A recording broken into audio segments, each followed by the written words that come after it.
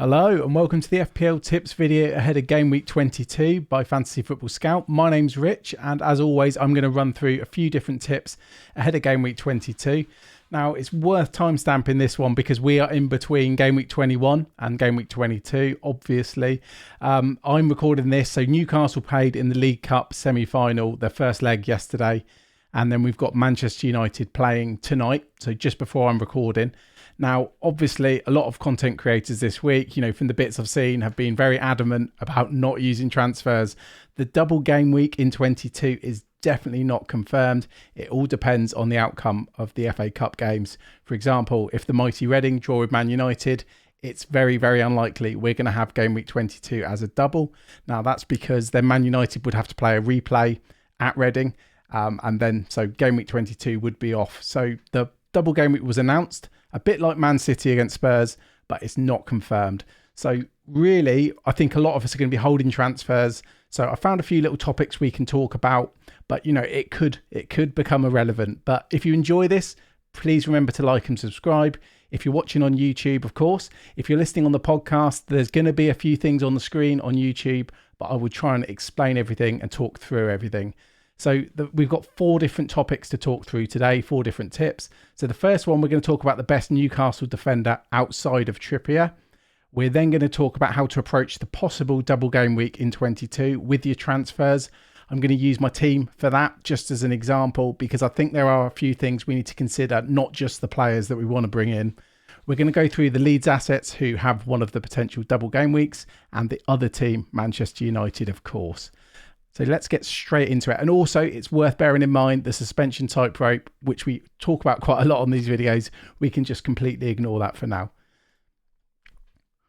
So the first tip, what I want to talk about is the Newcastle defence. Now, Newcastle did beat Southampton in the first leg yesterday 1-0, which increases the chance of Newcastle getting that blank game week in game week 25. And potentially that would mean Brighton, as an aside, would also blank because Newcastle are due to play Brighton. So obviously a lot of people have got Trippier. He's very, very popular. He's very, very boring as well because we almost don't care what he does. And a lot of people are looking to bring in that second Newcastle defender.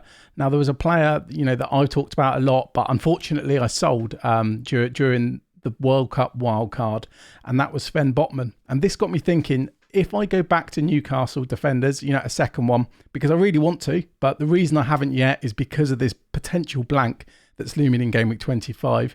Is Botman still the best option to go for after Trippier?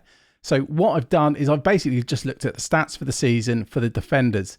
Now, Botman's gone up. He was 4.4 for absolutely ages. He has only just gone back up to 4.5, which was the price he started the season at, which is, to be honest, it's absolutely mental. And what I've done here is I've created a table. And something worth bearing in mind is obviously Burn is now absolutely nailed in that team. When, a few months ago before the World Cup, there was, the looming target where we couldn't be as confident about Burn's minutes. But now it looks like a pretty settled back four where we've got Trippier, Botman, Burn and Shah.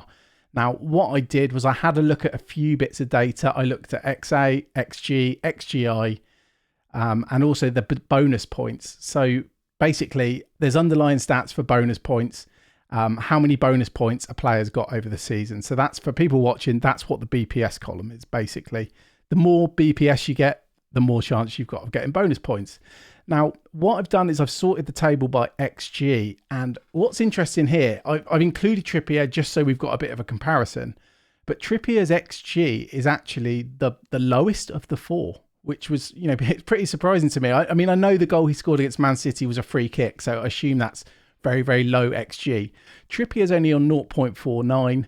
Botman is second on 0.77. We've got Burn just ahead on 0.89. But Fabian Schär is on 2.09 XG, giving him the best goal threat by an absolute mile. I mentioned BPS. A lot of people have talked about it. If you just play the game and don't follow any fantasy football content, you're going to realise that Trippier's got a lot of points. Trippier's got a lot of bonus points. So he is absolutely leaps and bounds ahead of the others. Now, Shah, after Trippier, actually has the best BPS.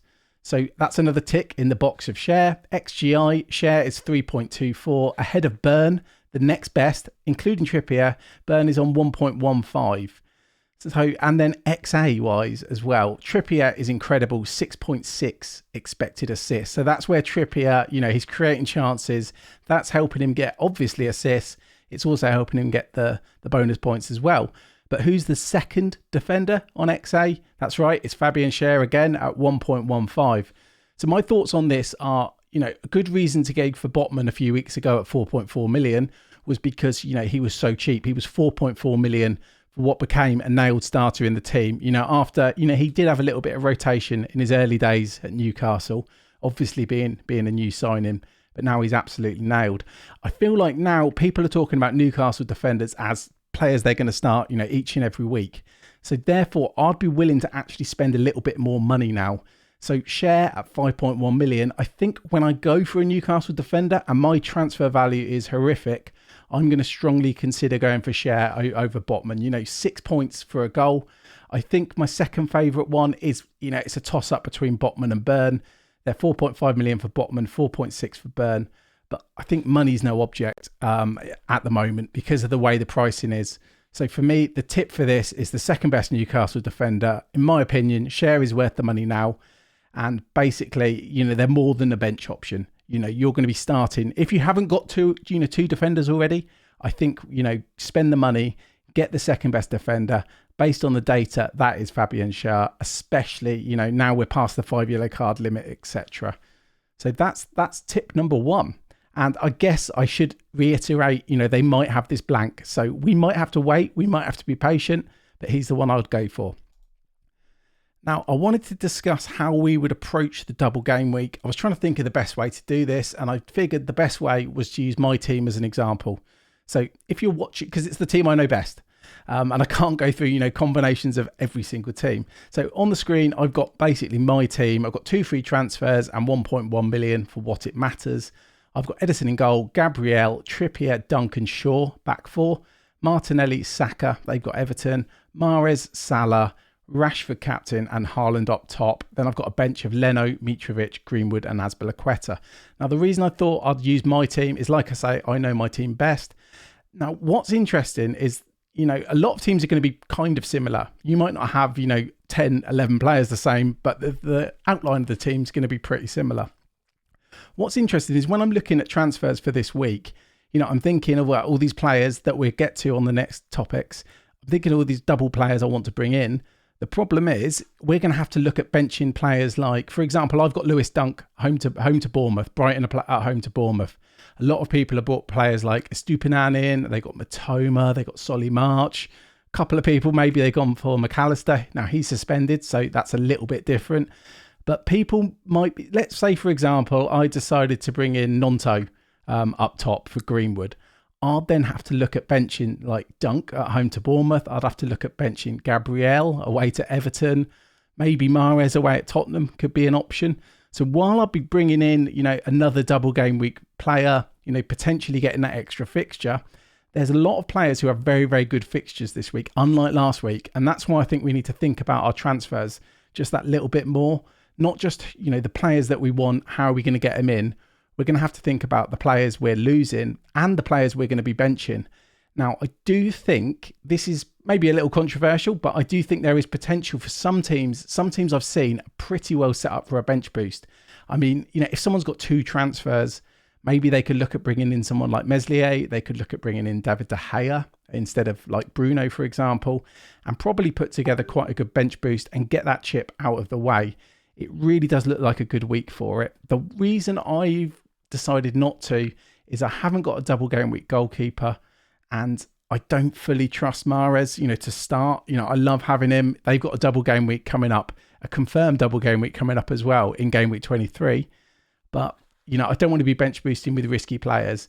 And of course, I've got Greenwood. But if I was going to do it, I'd move him for Nonto, for example.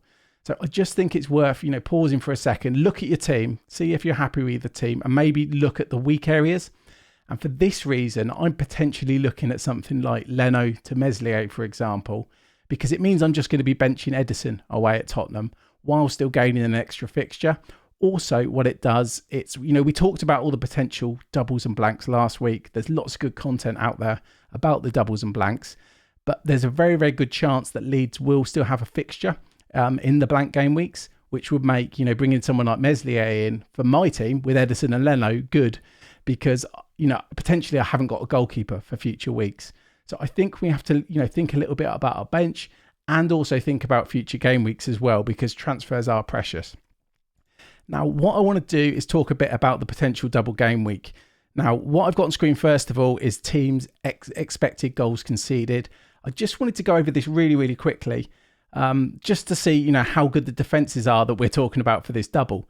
So for those listening on the podcast, there's all 20 teams basically sorted by expected goals conceded. Now, we've got the usual suspects with the best defences, City, Arsenal, Newcastle, West Ham. 5th place, though, we've got Man United. So worth bearing in mind, ahead of a double, Man United have a very good defence. It's not in the same league as, City, Arsenal and Newcastle, but it's, it's up there. It's 5th. It's, very, very close to like Brighton and West Ham, for example. So good defence or defence. I don't know why I've got an American. Good defence. So worth bearing that in mind. And then likewise, we got Leeds. Leeds are quite low down. Leeds are, 16th on the ticker, just below Wolves, just ahead of Forest. So, pretty bad actually. When you consider the expected goals conceded for Leeds is 30.55. The bottom team in the league is Fulham at 36.98. So worth bearing that in mind. Seems quite obvious, but I thought it was nice to just chuck that in as a little bonus. What I've done is we've had no Scoutcast this week. We will be back next week. And obviously Leeds and Man United, Seb and Andy on the Scoutcast support them. So I WhatsApped them earlier. They very kindly gave me the teams that they expect to, start in the double game week. Obviously, there's a lot of games in between. There's all these cup games, etc. So Seb put together this team. He thinks Rodrigo up top, Nonto, Harrison, and Aronson as the attacking midfielders. Then I wouldn't even worry about the rest of them, to be honest. And Meslier in goal. But no, I appreciate that, Seb. And he also said Sinisterra and Bamford are back, so need to see how long it takes them. Somerville's out, and Rutter being phased into the league. So Rutter's the new striker. So that's worth bearing an eye on as well. So I think just looking at this, before we get to the stats for Leeds and what players we might be targeting, I think my impression before I looked at the stats was Meslier works out tactically quite well because they might not blank in the blanks and because they've got a double game week this week. And it wasn't, that long ago when I think Meslier was priced at 5 million and people were like, he's great value at 5 million. Obviously the defence is not great, but he does or has got a lot of save points. He's still only 4.5 million. I think, from a tactical point of view, just trying to get through the game weeks, I think he could work very, very well. The attackers are tricky. Obviously, Nonto, very, very popular, being talked about a lot at the moment anyway, because he's only 5 million and he could be a good way. If you've got Greenwood like I have, basically from what Seb said, not worth even worrying about. So Nonto is going to be very popular. And of course, Rodrigo, he's been outstanding value this season. He's on penalties, but obviously there's looming, Bamford is back. Bamford's an absolute stat monster. And that probably segues quite nicely into looking at the Leeds assets. So I put together a quick table for Leeds. It's basically minutes per XGI. So on this table, the lower the better. If you've got an XGI every 90 minutes, you're expected to get, on paper, an attacking return every game. Bamford is absolutely clear on this, 99.4.